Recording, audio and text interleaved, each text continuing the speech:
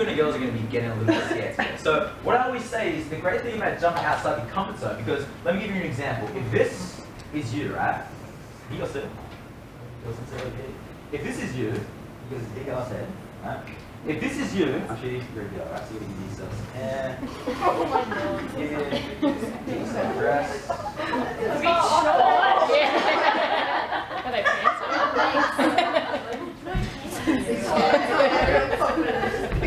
Probably revealing a little bit too much. So let's say this isn't you. Let's say this is some sketch. So this is someone else, not you. Yeah. Too short of a dress. Yeah. If this is you, Taylor, I think you need to come up. Yeah, go Taylor. If this is you, and this is your comfort zone, then those results that you want to create, the big transformation, the transformation within your confidence, the transformation in terms of how you look, then those results are way outside, out of your comfort zone. Is it true? Yes? Yes. Can't hear you guys. Yes? Yes. No. That's the illusion. You see, those results that you want to create with your body transformation, all that is, and also your confidence as well, it may just be outside here. However, the reason why you're not experiencing those results is because there hasn't been a shift in your mentality, your habits. And when I'm talking about outside your comfort zone, I'm not talking about these big scary things. I'm talking about your comfort zone in terms of what you wouldn't normally do compared to yesterday. For example, like food preparation. That's outside your comfort zone because you're not doing it. Some of it. I'm talking about training that extra little bit longer, that extra little bit harder. I'm talking about getting yourself to be vulnerable a little bit more. All those things, when you break outside your comfort zone, this out here, this is where the results happen. How do you follow? That's a bit of a visual demonstration. Because that didn't turn out too good, let me give you a physical demonstration. So everybody bring your arms out like this, shake them out, trying to whack the person in the face. Good, right? When I say now, I want you to bring them together. Okay? I didn't say now. Bring your hands out. Now. Hands out. Now. Hands out. Now. Keep your hands like this. Now I want you to realize something. In-depth research has shown on psychology and personality, they've shown that no matter how many times you do this, two things are going to happen. Either your right thumb will be over your left thumb, or your left thumb will be over your right thumb. What they have proven is that, first off, if your left thumb is over your right thumb, you are incredibly intelligent.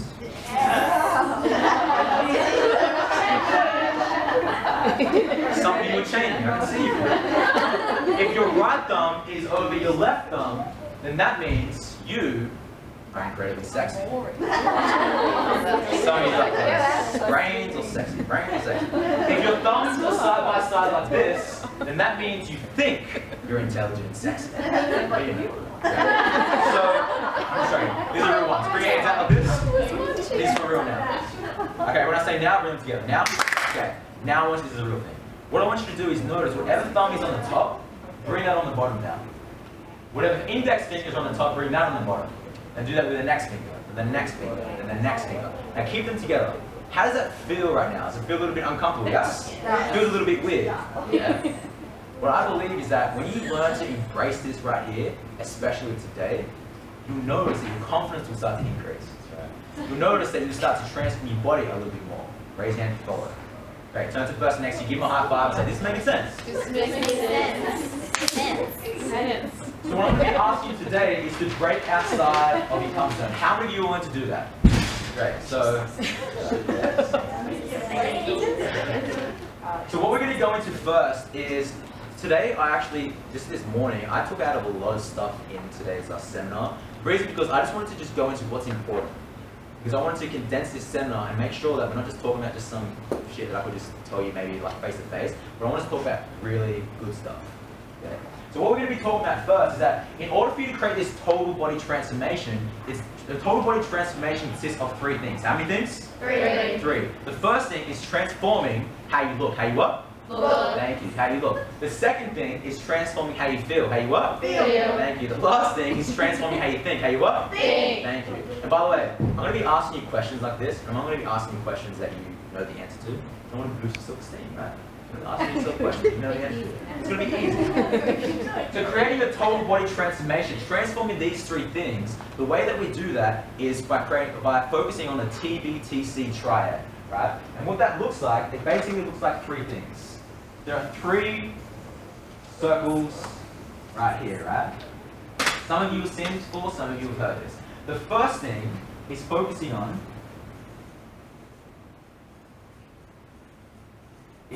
training. What's the word, please? Training. Thank you. Once again, twice as loud. Training. Thank you. Training. The second thing is focusing on nutrition. Focusing on what? Nutrition. Thank you. The last thing is focusing on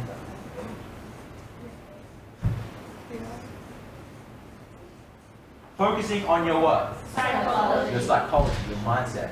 When you learn to focus on these three things, that's how this transformation starts to happen. The challenge with most, I guess, not to bag that or anything, but the challenge with most health and fitness professionals is they're only working on these two things. They're showing you how to train, how to eat. The challenge is that sometimes they can do those things and create this massive transformation, but sometimes those results don't last. You get results, then you go back. You get results, and you go back. How have you noticed that before? Or you transform how you look, but you don't transform how you feel. Does that make sense? He goes, yes? Yes. Great. So we're going to be transforming these three things. We're going to be going through a section of all three things today. Raise your hand if you follow. Yes. So the first thing, let's talk about training first. The first thing about training is I want to show you that there's two types. How many types? Two. Thank you. Two types of training that you can be focusing on. The first type is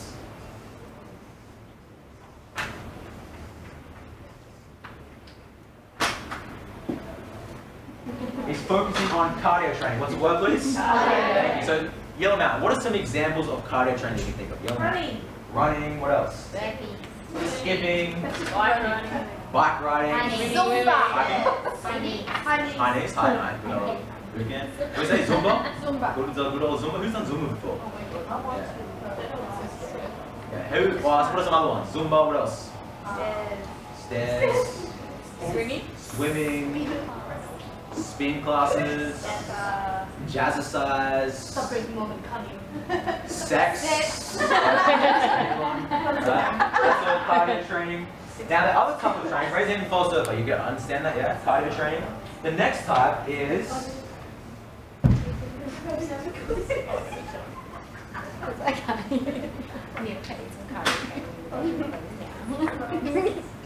what's the word, please? Resistance. Thank you. Resistance training. Now, resistance training is just when you're using basic equipment. So, what are some examples of equipment that you can use to incorporate resistance training? Yell them out. Resistance band. Resistance band. Yeah. What are some other ones? Weights. What kind of weights? What are some equipment? Dumbbells. What are barbells? Medicine balls. 10 kilogram plates. What other ones? Kettlebells. Have you used kettlebells before? You can use those weighted vests. Has anyone used weighted vests before? Ankle weights. Ankle weights. I think they're good. I don't even people can use that anymore. I like Yeah. Yeah. So all those type of things can be resistance training. Raise your hand if you follow. And it can also be body weight training as well. Because the reason is because with body weight training, you're not only using your own body weight, but you're using gravity against you. That's why push-ups, when you're doing push-ups, they're hard because gravity is going against you. How do you follow? So when you're doing resistance training and cardio training, let me ask a question. Generally, I want to find out how many of you in the room are pretty much doing cardio resistance. How many of you in this room primarily focuses on cardio? How many of you in this room primarily focuses on resistance? How many pretty much do a little bit of both?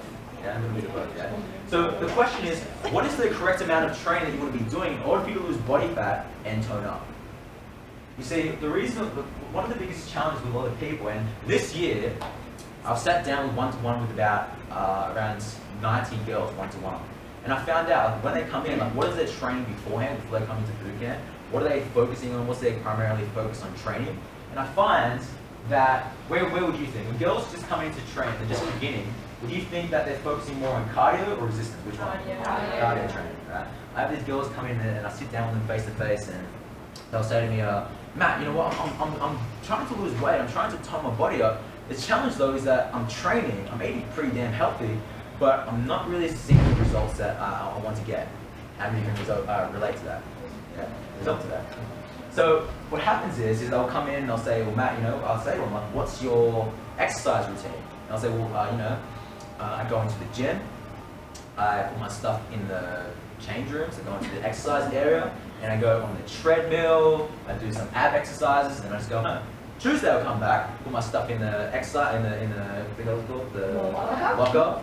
I'll come into the exercise room, I'll go on the treadmill, do some ab exercises, then go home. Wednesday will come around, I'll put my stuff in the locker, I'll go into the exercise area, go on the treadmill, go into the ab exercise area, do some abs, and then go home.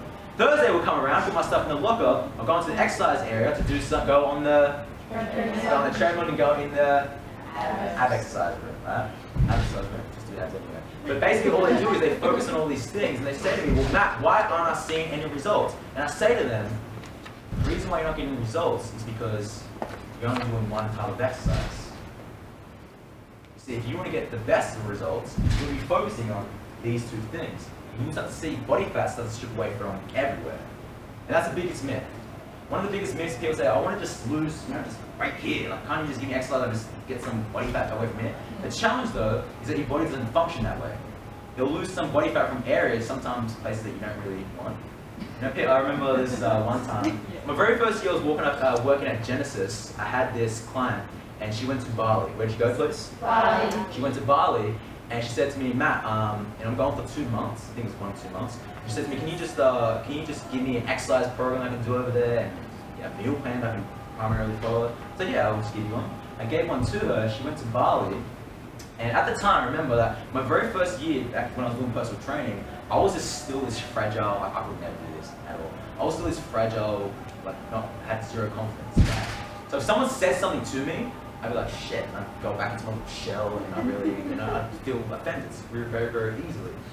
So I remember that she came back 1 to 2 months later, and I looked at my phone, and it was her calling me. And I picked it up. I said, hey, how you going? The very first words that she said to me, Matt, I am angry with you. And I was like, oh shit, okay. I didn't say anything. I was like, is everything okay? She said, yeah, I have a problem with your exercise program and your meal program. It's like, what happened? And she said, well, I've lost a lot of weight. And I was like, that's a good thing, right? I said, that's a good thing. It's good that you're losing weight. He said, yeah, it is a good thing. I'm losing body fat on my stomach. I'm losing body fat on my thighs. I'm losing body fat on my arms. But my tits are gone. I was like, what the heck are you talking about? And that's when I found out that you can't choose. Body fat will strip away from everywhere. Sometimes areas that you don't really want to lose body fat. So when that happens, don't blame me. It's just the way that your body works. Don't blame that on me. Cool? So you will start to see body fat strip away from everywhere. How do you follow that? Yeah. So the question is, how do you incorporate both these kinds of training? How many of you would like to know a way where you can burn 3 times more body fat compared to someone who's exercising twice as long as you? I'm going to be showing you that right now. The way that you want to be doing, the thing that you want to be doing is you want to be doing this kind of training. And it's called, what is that? Who can?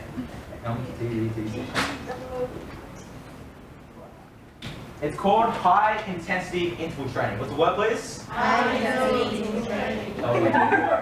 High intensity interval training. High intensity interval training. How many of you have done high intensity interval training before? I'm curious, has anyone not done it before?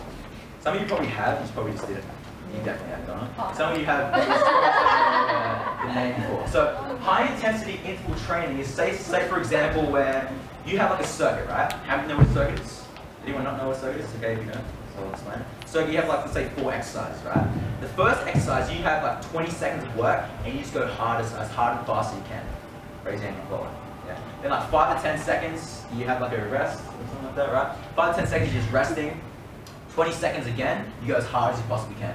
Does that make sense to you? Does that follow that? So what happens when you're doing this kind of training, you can incorporate cardio and what else? Resistance training, right? So say for example, the way that you break this up, let's say you do 8 rounds. How many rounds? 8. And you have 2 different exercises. How many exercises?